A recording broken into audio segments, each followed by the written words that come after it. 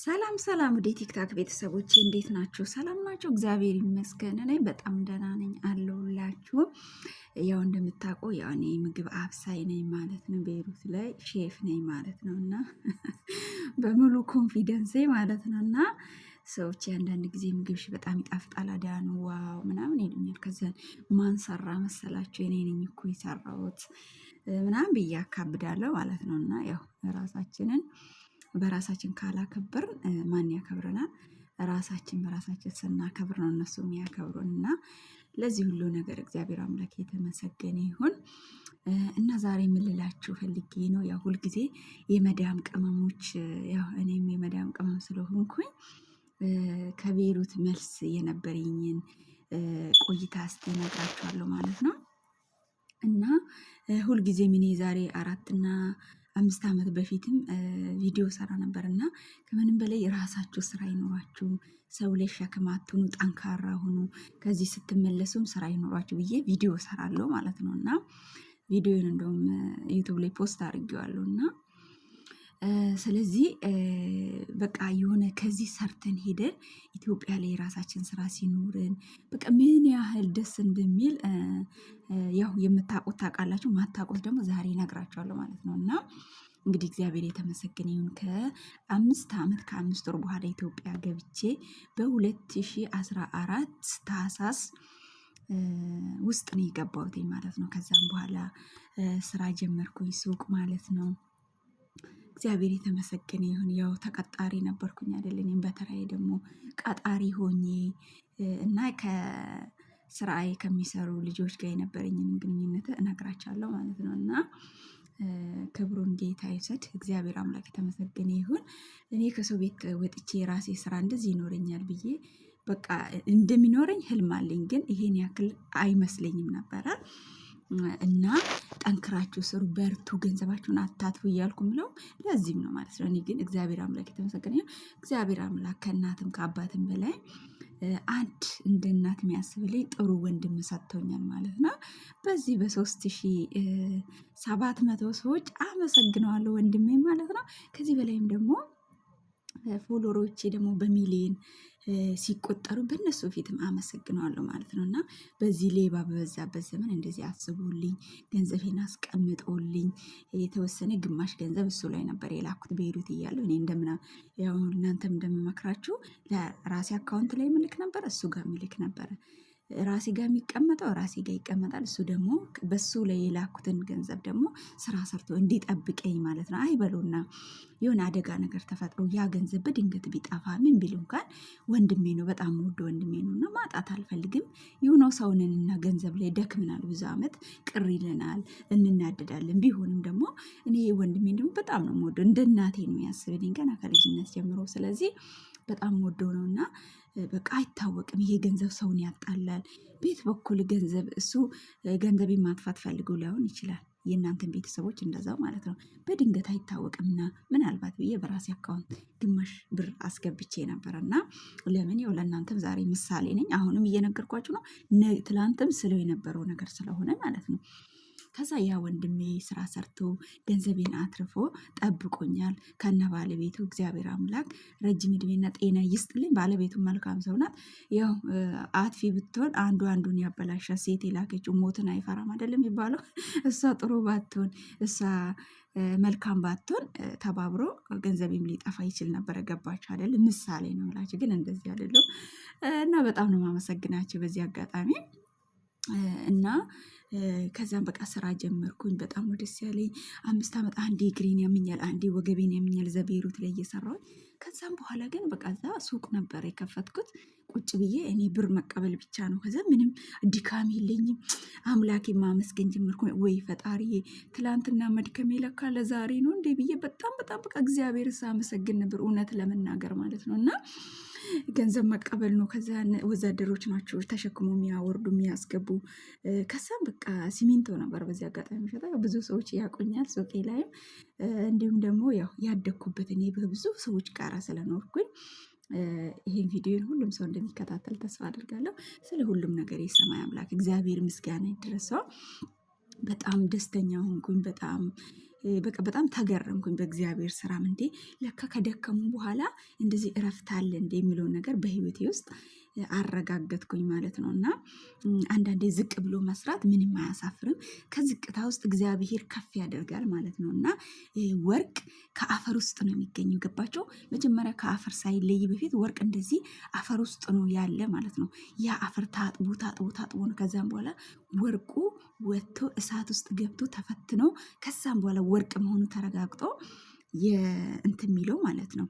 እንደዚህ ጌጦ ነው የሚለበሰው። እና አይኖ በጣም በቃ እኔ ተገርሜ እንዲ አምላኬ ለካ አንተ ትላንትና መታገሴ፣ ትላንትና ጠንክሬ መስራቴ፣ በቃ 2 ስራ ሊኖረኝ ይገባል ብዬ እቅድ ያወጣኝ ጸሎቴን እያልኩ እግዚአብሔርን እየለመንኩ ቢያመኝ ፈጣሪ አጠንክረኝ እያልኩኝ ሰራሁኝ። አንዱ ስራ ቢቆም በአንዱ ለምን ሰው ላይ ሸክም መሆን እኔ እንኳን አድጌ ደሞዝ ኖሮኝ አይደለም ድሮ በልጅነቴም ሰው ላይ ሸክም መሆን አልወድም። ሰው ቤት ዘመድ ቤት ራሱ ብገባ በጉልበት ያገልግዬ ነው።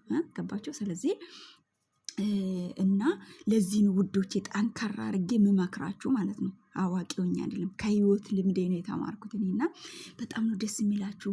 የዛሬ ከመዳም ጋር መጨቃጨቅ፣ ከመዳም ጋር መናደድ፣ ምን ማለት ሁሉ ነገር ይረሳና ደስተኛ ሆናችሁ ሱቅ ሄዳችሁ የፈለጋችሁት ነገር ትገዛላችሁ። ግን የፈለጋችሁ ስላችሁ ደግሞ ገንዘቡ እንደዚህ በትኑ አይደለም። እኔ በጣም ሱቅ እንኳን ሂጄ ጸጥ ብዬ የሆነ ነገር አልገዛም። ይሄን ገንዘቤን አባክኜ ባጠፋ ከየት አመጣዋል ብዬ ስለሆነ ቁጥር ነው ማለት ገንዘቤ ማለት ነው። እና የፈለግኩትን እንዲሁ ዝም ብዬ ራሱ ማይን ነገር ላይ ገንዘብ አላጠፋም። እና ስለዚህ ብራችሁን ሴቭ አድርጉ ማለት ነው። ለዚህ ነው ጠንክራችሁ ቤተሰብም እርዱ፣ ለራሳችሁ ማስቀመጥ። እኔ አትርዱ አልወጣኝም። እኔም እረዳለሁ ቤተሰቦችን ከምችለው ቡና ብትሆን አንድ መለኪያ ቡና ብትሆን እገዛለሁ። ሆኖም ግን የበለጠ ደግሞ ለራሴ ነው ማስቀምጠው። እና ወንድሜ ደግሞ በጣም ስለረዳኝ እግዚአብሔር ይስጠው። በእውነት እኔ እንጃ የእሱን ውለታ እግዚአብሔር ይክፈል እንጂ እኔ መክፈል አልችልም። እና እግዚአብሔር አምላክ የተመሰገነ ይሁን። በጣም ደስተኛ ነበርኩኝ ስራ በነበረኝ ሰዓት። እግዚአብሔር የተመሰገነ ይሁን። እና እነዚህ ደግሞ አብሮኝ የሚሰሩ የነበሩ ወዛደሮችን ራሱ እመክራቸዋለሁ ማለት ነው። እኔ እንደዚህ ሰው ቤትም ስሰራ ነበር ዝቅ ብዬ ትላንትና። ስለዚህ ዛሬ ደግሞ እግዚአብሔር ይመስገን ጠንክሬ በመስራቴ ይኸው እናንተ እኔ ጋር ልትሰሩ ደርሳችኋል። ስለዚህ እናንተም አትጠጡ፣ አታጭሱ፣ ገንዘባችሁን ባልባሌ ቦልታ አታጥፉ፣ እቁብ ግቡ፣ ገንዘባችሁን አስቀምጡ። ነገ ደግሞ እናንተም ቀጣሪ ትሆናላችሁ፣ የራሳችሁ ካምፓኒ ይኖራችኋል ብዬ እመክራቸው ነበር ማለት ነው። በቃ አያችሁ፣ እግዚአብሔር ታሪክ ለዋጭ አምላክ ነው። ስለዚህ ጠንክራችሁ ስሩ፣ ስራ አክብሩ። ይሄ እኔ ዛሬ ይሄ እኔ ልብሴ ክቡር ነው ማለት ነው። አያችሁ፣ ይሄ ልብስ ለብሼ ነው ሰርቼ ምለብሰው ማለት ነው። ሰርቼ የምበላው ቤተሰቦቼንም ከረዳሁኝ፣ ለራሴም ከለበስኩኝ፣ ለራሴ ስራም ከከፈትኩኝ እቺ የክብርት ልብሴ ለብሼ ነው። አያችሁ፣ አትፈሩ። በስራችሁ ጠንካራው ነው። ማፈር ያለበት ሌባ ነው፣ የሰውን ገንዘብ የሰውን ሀቅ የሚሰርቅ ሰው። እናንተ ግን ለፍታችሁ ደክማችሁ ባገኛችሁት ነገር እግዚአብሔርን አመስግኑ፣ ለተቸገረ እርዱ። በቃ እናንተ እኮ ከተቀየራችሁ በኋላ እኔ እስቲል ምንድን ነው የምለው ገንዘባችሁን የራሳችሁ ስራ ይኖራችሁ። እኔ በምንድን ነው መሰላችሁ እንደዚህ አብዝቼ የምለው አንድ ጓደኛ የነበረች ባለፈው ላይም ቪዲዮ ላይም ጠቅሻለሁ። እዚህ አረብ ሀገር ሰርታ ሄደች፣ ቤት ሰራች። ከዛም በኋላ ቤት መስራትም ጥሩ ነው። ሆኖም ግን ደግሞ እንደኔ አማራጭ የራስ ስራ ቢኖር ነው ብሎ ለምን ቤት ይቆማል? ኢትስ ኦኬ። ግን ምን ሰርተሽ ነው ቅባት ምትገዢበት የራስሽን ነገር ምትገዢበት የሆነ ገቢ የሚያመጣ ስራ እንዲ መኖር ጥሩ ነው ብዬ ነው የምመክረው ሁልጊዜ ማለት ነው። ለምን በቃ የሰው እጅ አታዩም። እና በእውነት እኔ በጣም ደስተኛ ነበርኩ ይላችሁ ነው ከ5 ዓመት ቆይታ በኋላ። እና እግዚአብሔር አምላክ የተመሰገነ ይሁን። ፈጣሪ በሰላም አስገብቶኝ የራሴም ስራ ሰርቼ አሁን የተወሰነ ነገር ያው መቼም ገንዘብ አይቀመጥም ታውቃላችሁ። አሁን ትንሽ ስደት ነው ያለሁት። አሁን ደግሞ መጀመሪያ ትንሽ ተስፋ ስላየሁኝ አሁን ደግሞ የበለጠ ነገር ጠንክሬ ለመስራት ተመልሼ መጥቻለሁ ማለት ነው። እና ጠንክራችሁ ስሩ። ያ ወርቅ ከአፈር ውስጥ ታጥቦ እንደሚወጣ ስራ ያኮራል። ምንም እንዳታፍሩ። የመዳም ቤት የአረብ ሀገር ሴቶች እብድ ናቸው። ድሮ ስላናብድ ነው እንዴ? ግማሽ ቀን እብድ ግማሽ ቀን ጤነኛ እኮ ነው የምንሆነው። ለምን ስራ አለ፣ የእነሱ ጭቅጭቅ አለ። ስለዚህ ጠንካራ ሆናችሁ ከዚህ መሀል ደግሞ አምልጣችሁ እግዚአብሔር አምላክ በሰላም ለሀገራችሁ ካበቃችሁ ገንዘባችሁን ከቋጠራችሁ ማንም ሰው ያሳዝናል እኮ ወገኖቼ። አሁን እውነት ለመናገር ይሄ ስልክ ላይ ራሱ ስናይ ያ መቶ ሲያለቅስ ቤተሰብን ማስተማር ያለብን ሰው ሊኖር ይችላል። ሁሉም ነገር ብዙ ኃላፊነት ይጫንብናል። 10 ቤተሰብ ድሃ ካለን እኛ አንድ ሰው እዚህ አረብ ሀገር መንሰራ ከሆነ የ10 ቤተሰብ ሰው ኑሮ መለወጥ አንችልም። አንድ ሻማ ለተወሰነች ቦታ ነው የምትበራው። ከዛን እየቀለጠች ያቺ ክር ታልቅና ትወድቃለች ማለት ነው። ስለዚህ አንድ ሰው ሆነ ያ ሙሉ ቤተሰብ ህይወት መቀየር አንችልም ነው። ስለዚህ እኛ ጠንክረን መስራት አለብን። እነሱም ደግሞ በተቻለ መጠን ሞያ ማስተማር፣ የተወሰነ ብር ከፍለን ሞያ ማስተማር፣ ከዛ የራሳቸው ስራ እንዲሰሩ፣ ከዛ ደግሞ እነሱም እኔን አይቶ ጠንካራ ሰራተኛ መሆን አለባቸው እነሱ እንጂ እንደዚህ ታች ነው ወደ ላይ እኔ ገንዘብ እንደምሰጣቸው ማሰብ የለባቸውም ማለት ነው። መስራት ነው። መስራት ያስከብራል። እየሰራ ይው የሻንሳይ ነው ሻንሳይን ካምፓኒ ይህ ሰውዬ በጣም ነው በጣም በቃ እኔ ታሪኩን እሱ ሳላየው ነበረ የሰማሁት ማለት ነው። እና በቅዱስ ገብርኤል እለት ስራ እንደማይሰራ እና ይሄ ሰው ድሃ ነበርኩኝ ያኔ ሰራ ተለወጠ። በቃ ይው ደግሞ ግን እኔ በጣም የወደድኩለት ነገር ደግሞ እዚህ ባለፈው ኢንተርቪው ሲሰጥ ሰምቼ ነበረና በቃ ፈጣሪውን እያመሰገነ ይሄ መንገዱን ያቀናለትን ቅዱስ ገብርኤልን እያመሰገነ በየጊዜ ሄዶ ምስጋና እያቀረበ በቃ እግዚአብሔር እናንተ ይሰጣል እኮ እናንተ ብቻ በተሰጣችሁ ስራ ላይ ታማኝ ሁኑ፣ የሰውን ሀቅ አትፈልጉ፣ ፈጣሪ ሆይ ባርክልኝ ብላችሁ ጸሎት አድርጉ። ገንዘብ አይጠፋም አይደለም። እኔ ራሴ ገንዘብ ጠፍቶብኛል። ሊባኖስ እያለሁ 30,000 ብር ጠፍቶብኛል። ግን እግዚአብሔር አምላክ እጥፍ አድርጎ ያመጣዋል። እኔ እናንተ ብቻ ለበቀል አትዘጋጁ። እኔ እንዲያውም ልጆች ምን አሉኝ፣ በቃ ፎቶን ፖስት አድርጌ የወሰደብሽን ሰው ለሌሎች ልጆችም ንገሪ። ይናገረናል እኮ ሁሌም ማንም ሳይናገር ቀርቶ አይደለም። ግን እኔ እግዚአብሔር አምላክ የስራውን ይስጠው። እኔ ሰውን አልበቀልም። በቀል የሰማይ አምላክ የእግዚአብሔር ነው ብዬ ተውኩኝ። ለእኔ ግን ፈጣሪዬ አንተ የጠፋውን ገንዘቤ መልስልኝ ነው ያልኩት። በሌላ በኩል እግዚአብሔር አምላክ መለሰልኝ። ስለዚህ እኔ ለምንድን ነው የምበቀለው? የሰጠሁት በገዛ እጄ ነው። ስለዚህ በቀልም ደግሞ አትበቀሉ። ለሰው ልጅ ይቅርታ አድርጉ። ልባችሁ ውስጥ ቂም አትያዙ። ልባችን ለፈጣሪ ብቻ ትሁን ማለት ነው። እኔ እህቴን ለማጥፋት ወንድሜን ለማጥፋት መቆፍር ጉድጓድ ከሆነ ይሄ ልብ የፈጣሪ ሳይሆን የሰይጣን ልብ ይሆናል ማለት ነው። ከዛም በረከታችን ይሸሸናል። ጸሎት ብናደርግ አንሰማም። እና እኔ ከምንም በላይ የጠቀመኝ ነገር ለሰው ልጅ ይቅርታ ማድረግ ነው። ብዙ ጊዜ ቪዲዮ ዩቲዩብ ላይ ማለት ዛሬ አሁን የሆነ ሰው ብጣላ ካላስ እኔ እኮ ይቅርታ አድርጌለታለሁ። ለምን ከትልቁ ከአባቴ ጋር መጣላት አልፈልግማ እንዴ። እኔ ዛሬ የሆነ ነገር ስነግሮ የሚሰማኝ እኮ እሱ ነው። ሰው ሰምቶኝ የሆነ ነገር ላያደርግልኝ የሆነ ነገር ላይቀይርልኝ ይችላል። እግዚአብሔር ግን ሁሉን ይቀይራል። ይኸው ዛሬ ለዚህ አብቅቶኛል። እኔ ብዙ ሰዎች ያውቁኛል። ከብዙ ሰዎች ጋር ኖሬያለሁ እና በዚህ አጋጣሚ አንድ ትልቅ ሰው ነበር አብሬ የኖርኩት ማለት ነው። እና ልጅ ያለችውና በእውነት በጣም አክብሮት ይስጥልኝ እግዚአብሔር አምላክ። ከዛን አንድ ቀን መከረኝ ማለት ነው። አዳኑ አለኝ። አቤት አልኩት።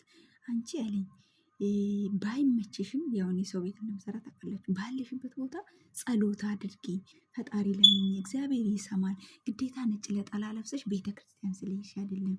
አንቺ በልብሽ ውስጥ መጀመሪያ እግዚአብሔርን እዚህ ውስጥ አስቀምጪ። ከዛም በኋላ በባህር ውስጥም ግቢ፣ የትም ግቢ፣ እግዚአብሔር እሱ ከአንቺ ጋር ይሆናል ብሎ ለምን ቤተ ክርስቲያን አልሄድኩም ብዬ የሆነ ጊዜ እንትን ከዛን መከረኝ ማለት ነው። ይቺ ምክር መቼም ከውስጥ አጠፋምና ይኸው እንደምታውቁ አረብ ሀገር በዚህ በተዘጋ 4 ማዕዘን ቤት ውስጥ ሆነን ግን ልቤ ሰላም አለው። እግዚአብሔር ይመስገን። ስጋዬ ቢደክም መንፈሴ ብርቱ ነው። ወንጌል እማራለሁ። ባለሁበት ቦታ ጸሎት አድርጋለሁ። ፈጣሪ ይሰማል። ስለዚህ ታሪክም ይለውጣል። ሁሉም ነገር ዝቅ ብላችሁ ስሩ። እግዚአብሔር አምላክ ይባርክላችሁ፣ ትለወጣላችሁ፣ ትልቅ ደረጃ ላይ ትደርሳላችሁ። ግን ታማኝነት ይኑር። የሰው ሀቅ አትፈልጉ። እኔ የሚገርማችሁ ነገር ድሮ ላይ የሆነ እስክሪብቶ አንድ ጊዜ ተማሪ ነኝ ገና ትንሽ ነኝ እና አንደኛ ክፍል ገብተን ተማሪ እስክሪብቶ መሬት ላይ ወድቆ አንስቼ እንደዚህ ይዤ የኔ እስክሪብቶ ከሱ ጋር ጠፋ ማለት ነው። ከዛ በኋላ የሰው ነገር እንዴት ብዬ አልነካም። ለምን የኔን ይዞ እንደሚሄድ ስለማቅ ማለት ነው። የራሴን እግዚአብሔር ሆይ ጠብቅልኝ ብዬ የጠፋውን እንደነገርኳችሁ እሱ ይመልሳል። አይጠፋም አይደለም፣ ገንዘብ ይጠፋል ይመጣል። ሰው ግን ቀሪ ገንዘባችን ነው። ለሰው ይቅርታ ማድረግ አለብን። ልባችን ውስጥ በቃ ጸሎታችን እንዲያርግ አባታችን ነው ስንል እኮ እናንተ እኛ ይቅር እንደምንል አንተም ይቅር በለን አይደለም የምንለው። ስለዚህ ይቅር ማለት አለብን፣ በረከት እንድናገኝ፣ የልብ ሰላም እንድናገኝ። በቃ ከሁሉም በላይ የልብ ሰላም ይበልጣል። እኔ ሰርቼ በሰላም ከተኛው ውስጤ ደስታ ከሆነ የውጭ እኮ ይደርሳል። እኔ ውስጤ እርር ድብን ብሎ ሰላም ከሌለው ወርቅስ ብለብስ ምንም ዋጋ የለም እኮ ነው። ስለዚህ በርቱ፣ ጠንክሩ ውዶቼ። ስራ ያስከብራል። በስራችሁ ኩሩ። እግዚአብሔርን አምላክ አመስግኑ፣ ጸሎት አድርጉ ባላችሁበት እና ለዚህ ነው እኔ አጠንክሬ ገንዘባችሁን ያዙ ብዬ ሁልጊዜ ምን ከምለው ማለት ነው። የራሳችሁ ስራ ይኖራችሁ፣ ሰው ላይ ሸክም አትሆኑ። ከአንድም ሁለት ስራ ይኖራችሁ እና ያ ስራ ሊቆም ይችላል። በቆመ ሰዓት ደግሞ እግዚአብሔር አምላክ ባለ ሰዓት ይከፈታል። እና እኔ ታርጌት አድርጌ 2 ስራ እንዲኖረኝ ነበር 5 ዓመት ጠንክሬ ስሰራ የነበረው። እግዚአብሔር ይመስገን በጊዜው ኖሮኛል ማለት ነው። ስለዚህ ጠንክራችሁ ስሩ፣ በርቱ፣ እግዚአብሔርን አመስግኑ። ልክ እንደ ሻንሳይ ነው ይሄ ስም ምንም አልያዛልኝ እኮ እንደሱ ካምፓኒ ሰውዬ ትሆናላችሁ ማለት ነው። ለምን ግን በሆናችሁ ሰዓት ደግሞ እግዚአብሔርን አትርሱ፣ እግዚአብሔርን አመስግኑ። ነገርኳችሁ። እኔ በትንሿ ስቴፕ ላይ ፈጣሪን አመሰግናለሁ ማለት ነው። ይህን ድምፄን ብዙ ሰው ይሰማል እኮ። ለምን ትላንትና ግን ማንም አይሰማኝም ነበር። እግዚአብሔር በሰው ፊት በሞገሴ ያቆማቸዋል። ክብሬ፣ ልብሴ፣ ሞገሴ እግዚአብሔር አምላክ ነው። ተሰሚነትን የሰጠኝ ባለሁበት ቤት ተናግሬ እሰማለሁ። ሞገስ የሆነኝ የሰማይ አምላክ እግዚአብሔር ይመስገን። እግዚአብሔር ሞገስ ይሆናችኋል። የእናንተን ሀሳብ ግማሽ ሰው ላይ ይደግፍ ይችላል። እሱ የራሱ ጉዳይ ነው። እኔ ውስጤ ለሰው ኤክስፕሌን ማድረግ አይጠበቅብኝም። እኔ ፈጣሪዬ ልቤ ውስጥ እንዲኖር ነው የምፈልገው። ለአምላኬ ቦታ ልቤ ውስጥ ይኖር። የሰው ክፋት፣ ተንኮል እዚህ ውስጥ እንዲቀመጥ አልፈልግም በፍጹም። ከዛም በኋላ ያ የሚጠላችሁ ሰው ራሱ ካለ ሳይወድ በግዱ እናንተን ያዳምጣል ማለት ነው። እናንተን ይሰማል። እግዚአብሔር ሞገስ ከሆናችሁ ኃይለኞችን እግዚአብሔር ያንበረክክላችኋል። ዳንኤል እኮ በነዛ በክፉዎች መሃል ሆኖ እግዚአብሔርን ይለምን ነበረ። እግዚአብሔርን ለመነ፣ እግዚአብሔርም ጸሎቱን ይሰማ ነበረ። እነዛ በክፋት ለምን ዳንኤል ሞገስ አገኘ ብሎ ከሰሱት። ግን ቢከሱትም ምንም አልሆነም እሱ ማለት ነው። ፈጣሪ እስከ መጨረሻ ስለያዘ ከአንበሳ ጉድጓድ ወጥቶ እነሱን በለጣቸው። እናንተ ሁልጊዜም ለሰው ሳይሆን ታይታ ሳይሆን ውስጣችሁን ለእግዚአብሔር አስቀምጡ። ውስጣችሁን ለእግዚአብሔር ስጡ። ውስጣችሁ ቅን ይሁን፣ አስተዋይ ሁኑ፣ ይቅርታ አድርጉ። ለሰው ልጅ ተንኮል አትያዙ። ልባችሁ ምንም አይነት ተንኮል አይኖሩ። እግዚአብሔርን ብቻ አመስግኑ። ለእግዚአብሔር ክብር ስጡ። እግዚአብሔር ከዛን ያከብራችኋል። እሱ ካከበራችሁ ደግሞ በረከቱን ያፈሳል። ስለዚህ ጠንካራ ሁኑ እና ራሳችሁን ጠንክራችሁ ስሩ። እግዚአብሔር አምላክን በየሰከንዱ በየቦታ አመስግኑ። እኔ ይገርማችኋል፣ ቤይሩት ላይ ሆኜ እግዚአብሔር ይመስገን አዳኑ እንዴት ደህና ነኝ፣ ፈጣሪ ይመስገን ለዚህ ያበቃኝ፣ ምስጋና ይድረሱ እላችኋለሁ። ለሁሉም ነገር ፈጣሪን አመስግኑ። በጣም ነው የሚደነቁት። ይሄ ፈጣሪ ነው እንዲህ ያደረገልሽ ይሉኛል። ለምን ብር ለቤተ ክርስቲያን ትሰጫለሽ ይሉኛል። እኛ ብር እንደዚህ ቤተ ክርስቲያን በረከት እንሰራለን ምናምን ብዬ እነግራቸዋለሁ። ውሸት ነው እኮ አይደርስም እኮ ሰው ይበላል። ለምን ታደርጊያለሽ? አረ እኔ ሰው ቢበላ ምን ቸገረኝ? እኔ ዋና ከልቤ ውስጥ ለእግዚአብሔር 1 ብር እሰጣለሁ ብዬ ከተናገርኩ ሰዓት ጀምሮ ፈጣሪ ጋር ታጽፋለች። ስለዚህ ያ ሰው ወሰደውም አልወሰደውም እኔ ሰጥቻለሁ፣ ስጦታዬ ማለት ነው ለእግዚአብሔር። እና በጣም ነው የሚደነቁት። ስለ ቅዱስ ገብርኤል ታምር እነግራቸዋለሁ። በጣም ነው የሚገርማቸው። አንቺ በጣም ነው የምትወጂ ገብርኤልን ይሉኛል። ዳቦ ምናምን ጋግሬ ራሱ አከብራለሁ ማለት ነው በ19 እና እግዚአብሔር አምላክ የተመሰገነ ይሁን። እግዚአብሔር እንዲህ የታሰራችሁ ከሆነ በቃ ነፃነት ይሰጣችኋል። የሆነ ጊዜ ላይ ሞገስ የሆናቸው ተሰሚነት ይሰጣችኋል። እኔ እውነት ለመናገር እነዛ አብሮኝ የሚሰሩ ልጆች ዝቅ ብዬ አብረን አውርተን መክሬያቸው እኔም ትላንትና እንደናንተ ነበርኩኝ። ግን ደግሞ አስተዋይ ሁኑ፣ ሌባ አትሁኑ፣ የሰውን ክብር ጠብቁ ብዬ መክራችሁ ነበር። ለምን እኔ ዝቅ በማለት ትላንትና ዛሬ ከብሬያለሁ። እግዚአብሔር ይመስገን። እኔ ሰው ፊት ሳይሆን እኔ ፈጣሪ ፊት ማክበሬን ነው የማስበው። እግዚአብሔር ይሰማኛል። እግዚአብሔር ረዳቴ ነው። እግዚአብሔር ሁልጊዜም ይረዳኛል። አያችሁ፣ ዳንኤል በአንበሳ ጉድጓድ ሆኖ እግዚአብሔር መልአኩን ልኮ የአንበሶቹን አፍ ዘጋልኝ ነው ያለው። በቃ እኔ ከዚህ በላይ ምን እፈልጋለሁ? እኔ አንድ ቃል ስናገር እግዚአብሔር ከሰማኝ እዚህ ልቤ ውስጥ ለምንድን ነው የሰው ልጅ ክፋት ማስቀምጠው? ቢያናድዱኝም ቢያበሳጩኝም ለእነሱ ይቅርታ አድርጌ እኔ ከአባቴ ጋር ተጣብቄ መኖር ነው። ሁሉን ነገር የሚያደርግ እሱ ነው። ድሃው የሚያበለጽግ እሱ ነው። እኔ 2500 ብር መሄጃ አጥቼ እንባዬ ሳለቅስ ነበርኩኝ፣ ከሰውም አልበደርም ብዬ ማለት ነው። ግን እግዚአብሔር ድንቅ ነው። እግዚአብሔር በእጥፍ ይሰጣል። ገንዘብም ከሆነ ሰላምም ከሆነ በረከትም ከሆነ ሁሉም ነገር እግዚአብሔር ይሰጣል። በሀዘንም ሰዓት ደግሞ ወደ ፈጣሪ ማልቀስ፣ ወደ ፈጣሪ መጸለይ። አሁን የመጣ ፋሽን ይኸው ቲክቶክ ላይ ብቻ ሆኗል ለቅሶ። አይዟችሁ፣ ለፈጣሪያችሁም ጸሎት አድርጉ፣ ደበቅ ብላችሁ ጸልዩ። እግዚአብሔር አምላክ ይሰማል። ከዛም በኋላ መንገዳችሁ ሁሉ ክፍት ይሆናል፣ የተባረከ ይሆናል። ማንም ሊይዛችሁ አይችልም። እና በጣም ነው የምወዳችሁ። እግዚአብሔር ስላደረግልኝ ነው። ብዙ ነገር አድርጎልኛል። ከእናቴ ማፀን ጀምሮ ጠበቀኝ። አሁንም ወጥቼ ደግሞ እንደዚህ አንከብክቦኛል። በመከራ ውስጥ ማለፌ ጠንካራ እንደሆነ አድርጎኛል። እግዚአብሔር ይመስገን። እና ለእናንተም ይሆን ገብቼም ስራ ጀምሬያለሁ። የድካምን ውጤት አይቻለሁ። እግዚአብሔር ይመስገን ብዬም አመስግኛለሁ። ዛሬም እያመሰገንኩ ነው። ለትላንትና ለ5 ዓመት ላለፈው ዛሬ ፈጣሪን አመሰግናለሁ። ቸርነቱን አድርጎልኛል። እንደ ዮሴፍ እግዚአብሔር አስቦኛል። ደግሞ ስለታለኝ እግዚአብሔር አምላክ ፈቅዶ የተፈጸመልኝ ጊዜ በዮሴፍ ታሪክ ዙሪያ ይሄ ቪዲዮ ምስክር ይሆናል። ዩቱብ ላይ ለቋለሁ እና በዮሴፍ ታሪክ ዙሪያ እግዚአብሔር በስደት እንዴት እንዳስበኝ ስለታለኝ እሱ ስለቴ ደግሞ ሲደርስ እንደ እግዚአብሔር ፍቃድ ለብዙዎች ሰዎች ምስክርነት እሰጣለሁ ማለት ነው። እግዚአብሔር በውስጤ ተስፋ ሆኖኛል። እግዚአብሔር ከእናት ከአባት ከማንም በላይ ለልቤ ለእኔ ቅርቤ ነው። አዩ ለምን እኔ ተንኮል አስቀምጣለሁ እዚህ ውስጥ? ለምን ለአንዷ ቅሬታን እዚህ ውስጥ አስቀምጣለሁ? አላስቀምጥም፣ በፍጹም አላስቀምጥም። ሰው ነኝ፣ እናድዳለሁ፣ በሳጫለሁ። ቢሆንም እግዚአብሔር ያደረገልኝ ቸርነት አንድ በአንድ በውስጥ ያስቀምጫለሁ። ያ የደረሰ ቀን ደግሞ ቪዲዮ ሰራላችኋለሁ። እንዲህ እንደ ዛሬ በክብር በእናንተ ፊት ያቆመኝን አምላክ አመሰግናለሁ። እግዚአብሔር የተመሰገነ ይሁን። በጣም ነው የምወዳችሁ። ሰላም ሁኑልኝ። እግዚአብሔር አምላክ ከእናንተ ጋር ይሁን። በስኬታችሁ ሁሉ እግዚአብሔርን አመስግኑ። እግዚአብሔርን ያዙ። መንገዳችሁ ይባረካል። በተለወጣችሁ ሰዓትም ደግሞ ለሰው ቸርነትን አድርጉ። ሰው ላይ ጨካኝ ገዢ አትሆኑ። ይሄ የሻንሳይን ሰውዬ በጣም ነው የተመቸኝ። እውነት ለመናገር በጣም ነው የወደድኩት፣ በጣም ነው ያከበርኩት።